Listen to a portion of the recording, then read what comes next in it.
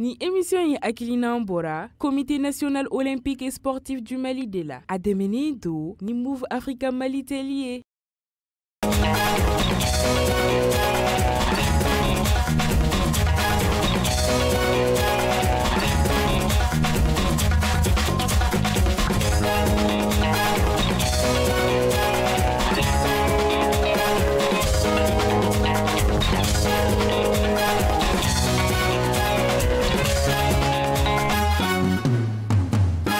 Fo ka waleman don ka bismillah no watina bi dimanche février kalo kle woro samba fla moi ani fla mo bismillah esprit olympique jam kan kenaka mi renouveau télévision aller sans fait bi anga commencer kono mi fédération malienne de tennis ale mo bambolo krobi ama foko bi bawurba bela jelem na boli uluka baro tabolo kan santemelo na ama foko ye baramunu sigi senga mi ama fo amadou togola ale kra président kouraye afena na baramunu sigi senga samba fla moi ani fla kono la amna kuma chama bolo kan bi ama fo mi Amadou Kerefe fana ga secrétaire général Bano fana Amadou Dikoy ou flabe banga kuma sokono no gatina président Abi bismillah ni sogoma ani sogoma somo wakena ma hajarani Diko Amadou Diko Abi fana bismillah nga kena kay ni sogoma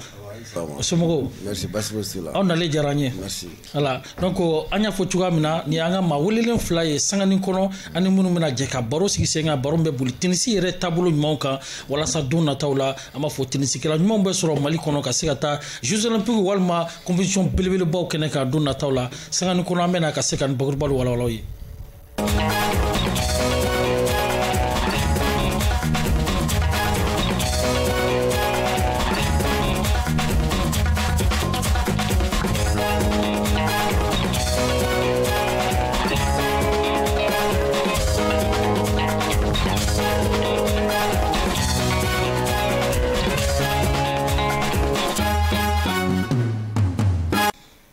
Kasi ka bismillah ko kula be renouveau télévision aller sans fait krankena mi esprit olympique jamuka o keneka comme nya fa tukomna mi tenisi ale maw bambolo koro présent ambe bi boro damne e yoro la kayra ka fo ikra mafie présent kura 606 am se ko mi fo ye championnat kelen reke donc am fo o kera dogun temelina donc yere kan folo e kase gire ko fo mawki don merci beaucoup. Ne Amadou Togolaye. Ne douanier Korode. Ne ministre des Finances et conseil Korode. 600 ne société d'ocre ñere. Miseka jamana de mechumina. Donia mi ni ya soro nga carrière la. Abiseka jamana nafa chugumina. Ka conseil di mroma. Ka fembe kui.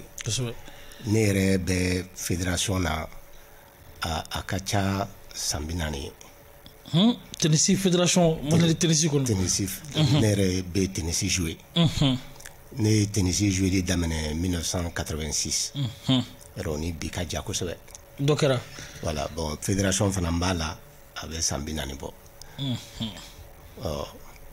sisan kɔni élection kɛra min laban kɛra tenisi kanubagaw minnu bɛ Mali Mali yɔrɔ bɛɛ la u jɛna ka u ka danaya ta ka da ne kan ka da bureau fédéral kura kan ka tenisi kalifana san 4 natɔ in na donc yen ta ka n kɛ président ye sisan b'o o de la amado ke alaka mi mandakura ka time ani awulika jona chesiri ka fanga dawma mi amadu Diko secrétaire général na fora ka nyafori reke tenisi kan parce que tenisi ma fo discipline mindo ate comme na fo sinandulati no football ate comme na fo basketball ate comme na fo athlétisme mais adama discipline ibe nyafoli wala li jumeke tenisi kan en tant que secrétaire général. Merci Yaninga wala kembe foli lâché auma Renouveau TV ma ka foli lâché na comité national olympique sportif au mini aw contrat signé ka occasion de en fédération ma anga sekana kuma jamaye quoi ajarambe donc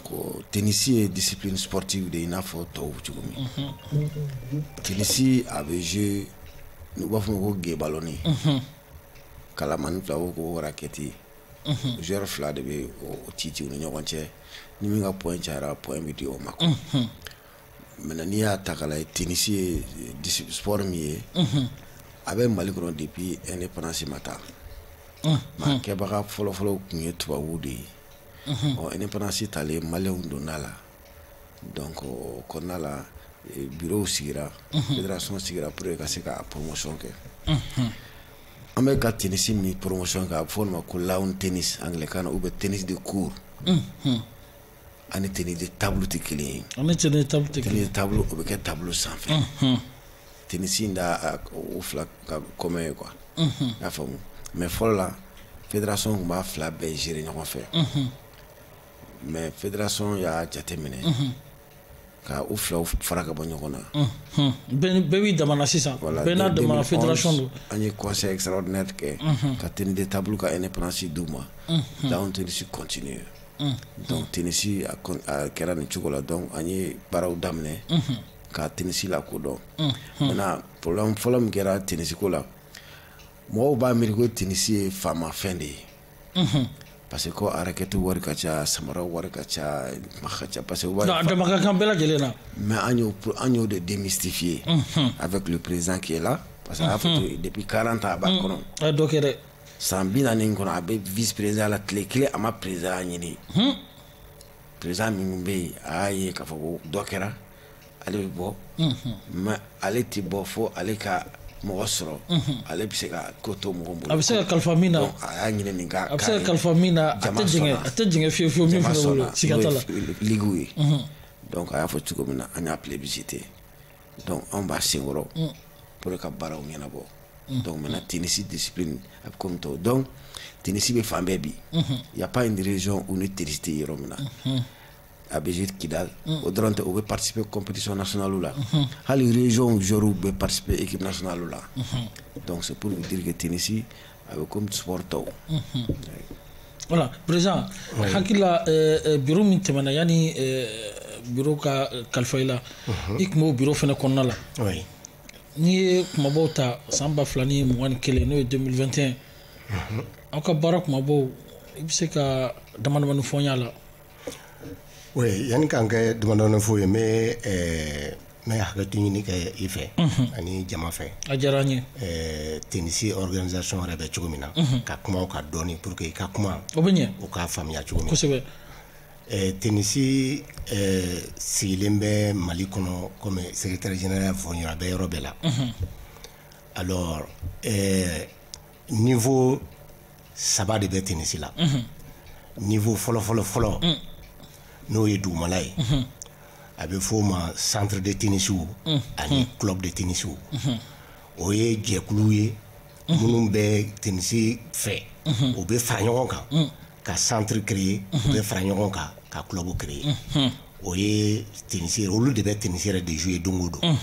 olu de bɛ ni denmisɛnninw de bɛ ɲɔgɔn kan don o don n'o bɔra yen niveau filanan o ye région fɛn fɛn bɛ yen ligue régionale de bɛ yen ligue régionale o ye jɛkulu ye minnu bɛ région kɔnɔ ni olu bɛ tennis kungo a n'a fɛn bɛɛ ɲɛnabɔ u ka région kɔnɔ o ye niveau filanan ye niveau sabanan o ye fédération ye anw yɛrɛ bɛ yɔrɔ min na bi bon ni niveau fɛn fɛn bɛ yen élection de bɛ kɛ ka a mɔgɔw bɛɛ de ta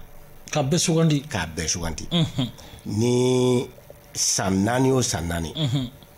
fédération bɛ yɛlɛma san 4 o san 4 ligue mɔgɔw bɛ yɛlɛma bon clubw ni fɛngɛw ta olu fana bɛ yɛlɛma mais o bɛ olu yɛrɛ ka ŋaniya la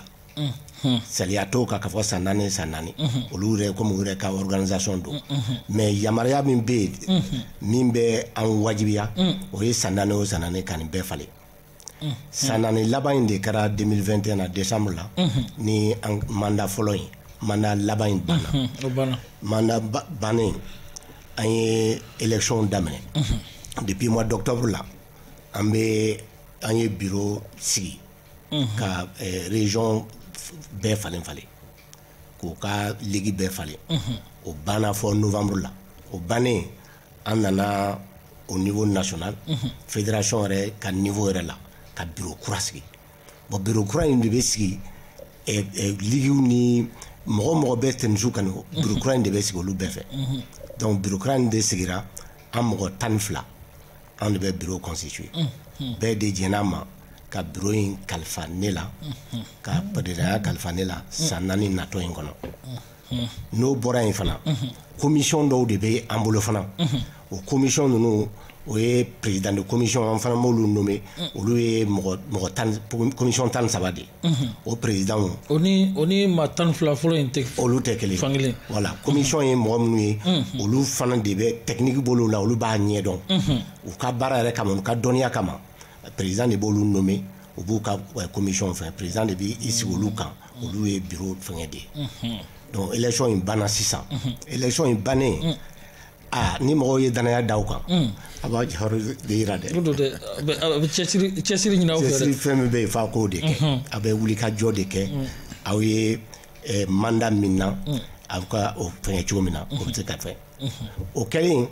an wulila sisan ka an miiri ka tenisi yɛrɛ bɛ cogo min na jamana kɔnɔ san 4 in kɔnɔ san 10 in kɔnɔ san 30 ɲinan kɔ k'an miiri ka projection kɛ tenisi kan ka kɛ cogo min na Mali kɔnɔ an bɛ sigi o jumɛn de la an hamina ye mun ye an miiri ye mun ye Mali tenisi ko la an ye an sigi k'o de jateminɛ an ye ko 3 de fɔ ko filanan ko fɔlɔ ye min ye o ye ka tenisi kɛ a ka yiriwa a ka jɛnsɛn Mali yɔrɔ bɛɛ la o nafa ka bon kosɛbɛ ka jɛnsɛn Mali yɔrɔ bɛɛ la ka denmisɛnninw muso fara cɛ kan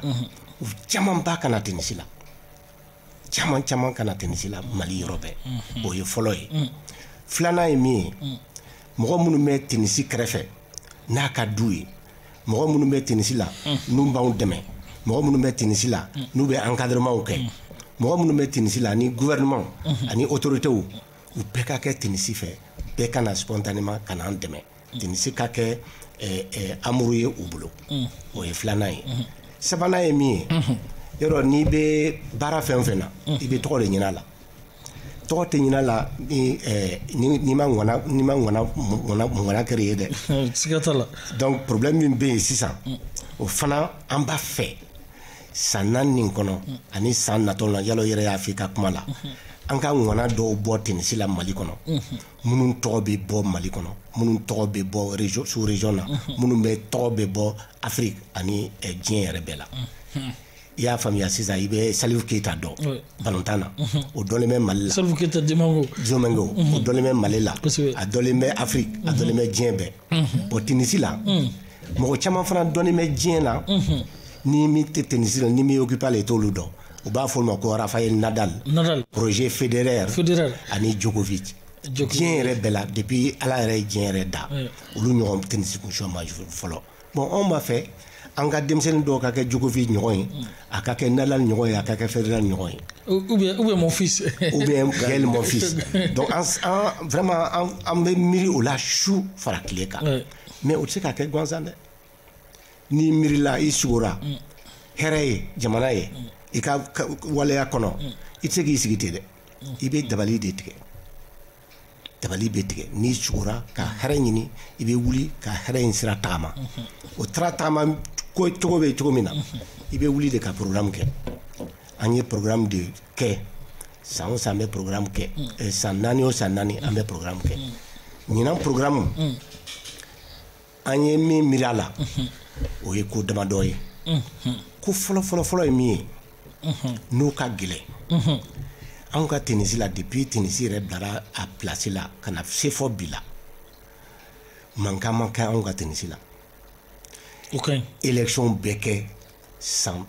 depuis Mali yɛrɛ daminɛna ka na bila bi la élection bɛɛ kɛ mankan tɛ kɛ foli tɛ ta bugɔli tɛ kɛ foyi tɛ kɛ crise tɛ yen o ye valeur ye fɔlɔ la an kan ka min makutu min protégé o nafa ka bon kosɛbɛ voilà ngo an b'o de kɛ parce que i b'a ye fédération dɔw bɛ yen ngo n'u ka élection sera a bɛ bloqué u bɛ fɛn bɛɛ de kɛ fɔ baara yɛrɛ bɛɛ bɛ tiɲɛ donc stabilité min ye o y'an ka vertu dɔ ye an bɛ olu de maintenu o ye fɔlɔ ye filanan ye min ye n'i ko k'i bɛ tenisi jɛnsɛn jamana kɔnɔ denmisɛnninw k'a jouer maliyɛn bɛɛ k'a jouer n'a danna ne ma dɛ maliyɛn bɛɛ bɛ don tenisi la maliyɛn bɛɛ b'a jouer mais yanni k'o kɛ tenisi bɛ jouer terrain min kan a bɛ jouer infrastructure min kan n'o t'i bolo n ka ɲininkali kun bɛ se o ma a ka gɛlɛn dɛ n'o tenisi terrain ko parce que bɛɛ bɛ club de tennis de dɔn Bamakɔ kura kɔnɔna la voilà yɔrɔ ko donc o ye an ka miiriya fɔlɔ de ye an bɛ sira fɔlɔ min tagama ni an ka sogo in labato o sira fɔlɔ ye infrastructure ye ka tennis kuru jɔ n'a ma tennis kuru jɔ a tɔ bɛɛ ye fu ye donc an ye baara min daminɛ sisan ka infrastructure mun bɛ tennis kuru bɛ yɔrɔ la k'a bɛɛ jateminɛ k'a sɛbɛn k'a bila nin kuru bɛ yen est-ce que a ka ɲi wa est-ce que a bɛ se ka kɛ wa mun de kan ka k'a la k'a bɛɛ recenser k'a bila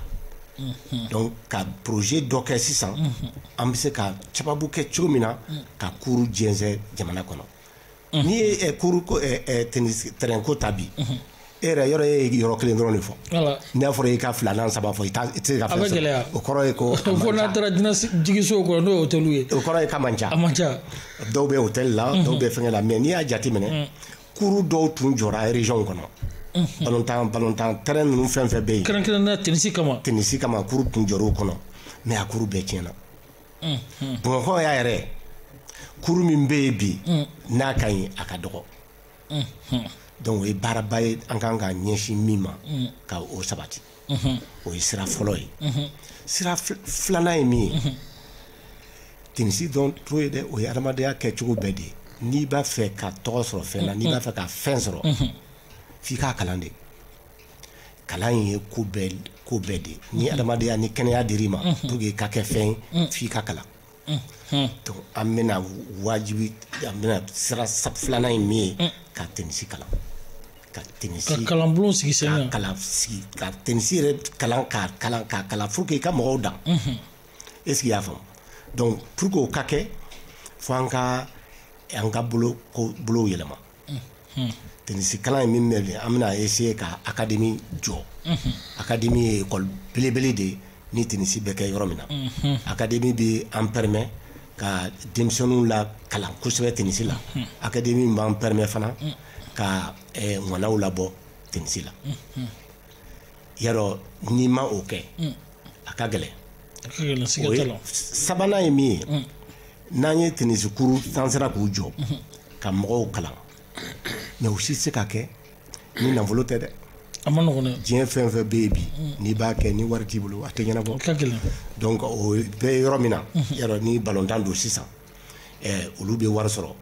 u ka activité la parce que ni mɔgɔ balontankɛ dɔw ye n'u bɛ taa stade la billetterie bɛ yen o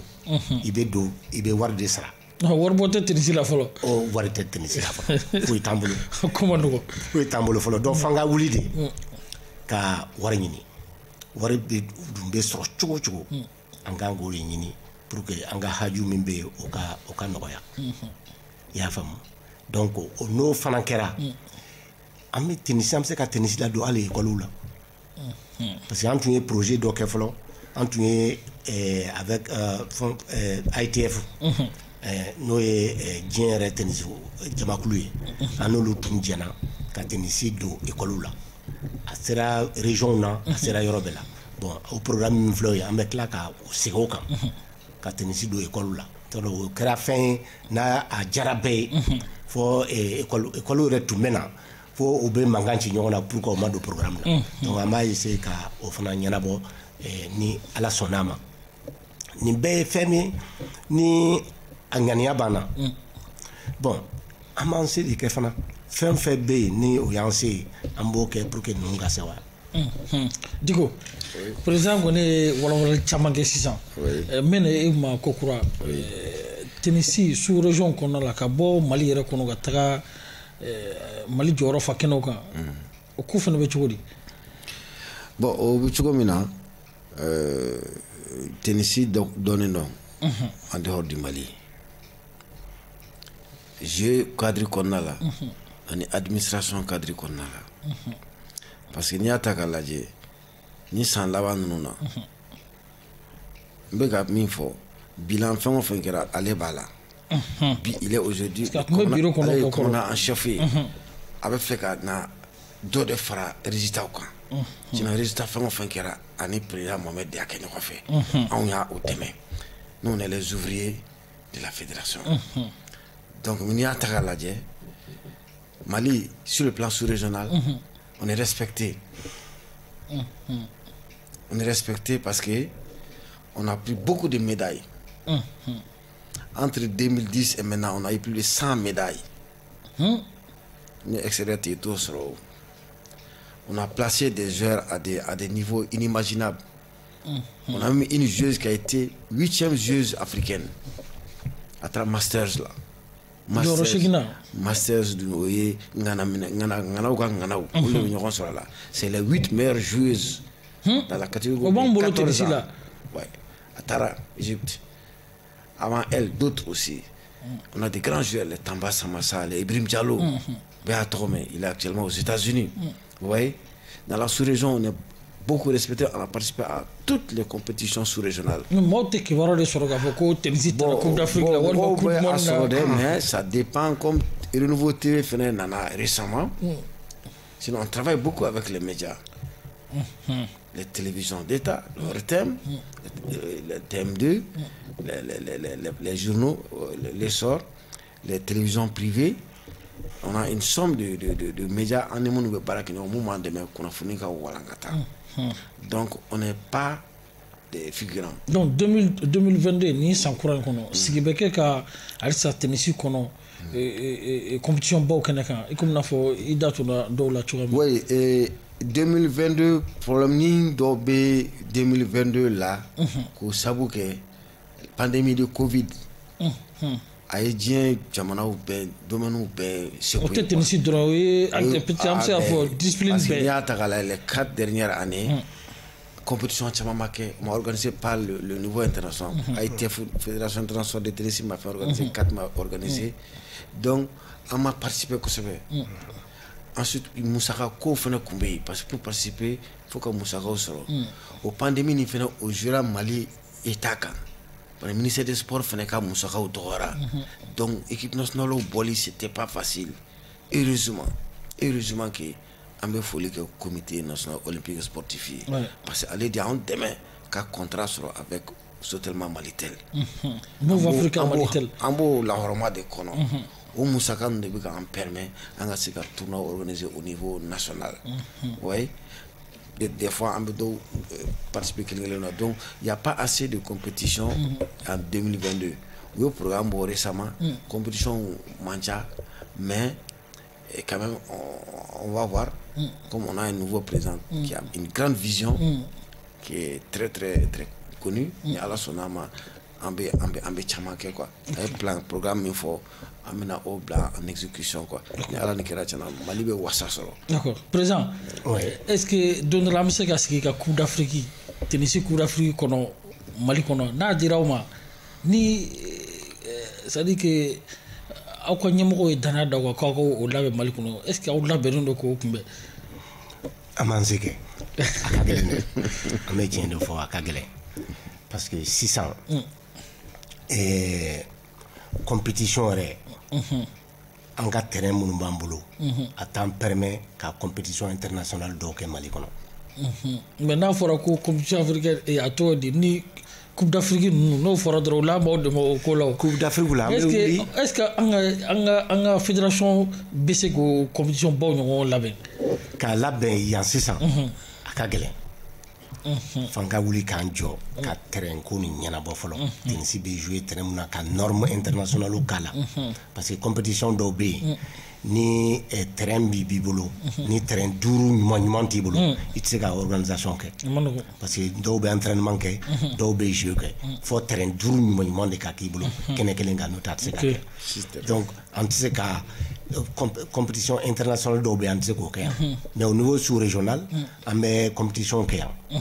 ça amé compétition ke il va atli bala ni prize money amboké o région rebe au-delà même des régions joro bisa ka bo dien robela kana jouer au là o bisa ka ke en fait malikono tennis club ni stade sport là mais ni ka an kɛ ka taa Coupe d'Afrique ta sisan an ganiya don an ganiya don parce que denmisɛnnin dɔw b'an bolo yarɔ n t'a dɔn n'aw tun taara finale la o don denmisɛnnin dɔw bɛ yen u commencera ka jouer tennis denmisɛnnin fitinin don voilà donc u bɛ tennis jouer a ɲɛma yɛrɛ de an b'a essayer k'a lajɛ yanni ka Jeux olympiques se yanni ka waati wɛrɛw se k'olu préparer kosɛbɛ n'an sera k'u préparer pour que u bɛ se ka jamana représenter cogo min na an ka tɔgɔ sɔrɔ. Diko an bɛ ka taa an ka baro kunfoli ma yɔrɔ kan waati ko don sisan i bɛ kuma kunfoli ni jumɛn ye? Bon ne bɛ kuma kunfoli ni min ye c'est d'abord ka an ka président fo parce que il a accepté ka doni in ta quoi ni ala ni kira jɛnɛya ye an bɛ a dɛmɛ doni a ka s'a kɔrɔ ka Mali kunna wolo tennis na sira la ka foli kɛ ka ɲɛsin an ka président d'honneur ma président min bɔra yen sisan Mamadu Umar Traoré parce que ale y'an tennis lancé fo ka se nin niveau la da ka kan an k'o reconnaissance k'a ye mais kɛrɛnkɛrɛnnenya la an bɛ comité olympique de fo parce que ni comité olympique tɛ a n'an ka sponsor officiel Move Africa Malitel n'o tɛ yen an t'a dɔn an bɛna kɛ cogo min parce que bi a ka di ministère ye a ka miliyariw d'an ma musaka bɛrɛ tɛ ka di ministère des sports yɛrɛ ma donc an b'o fana fo u timinanja la parce que an b'olu ka baara la parce que on a délégation de pouvoir donc ka foli encadrement fana fo ani joueurs parce que olu de ye acteurs ye ani minnu fana bɛ an dɛmɛ n'o ye médias ye pour que ka se ka fɛn in lakodɔn a ka diya mɔgɔw ye quoi. Alors, on a un partenaire tobé, on a une instance africaine, Confédération africaine de tennis, ITF, on a zone 2. C'est bien comment continuer. Sur le plan sportif, le résultat, on est connu. Mais dans le cadre management aussi, on est connu parce qu'on a présent, Mimboraï, à la zone 2 président, Afrique de l'Ouest, pendant 2 mandats. Katlaka yele katake 5e vice-président de la Confédération africaine. Katlaka labanga ke premier vice-président de la Confédération africaine de tennis. Kalabanga ke le président de la Fédération francophone de tennis mondial en 2018. Ani joro beke. Donimbe parce que barao de kera dana dara encore au dana no kera avec le président qui est là et l'autre qui est parti. Donc nous on est les ouvriers, on accompagne à manga rôle jouer. Ensuite, le tennis, c'est une discipline à une valeur d'obéno ou dans la force. Amignon bouya, amignon rôle bouya, amanga texte bouya, ambi anga hiérarchie bouya, ambi anga partenaire ou reconnaissance qui ya famu. Ensuite, un fair play, cléti, ti ambi beko la quoi.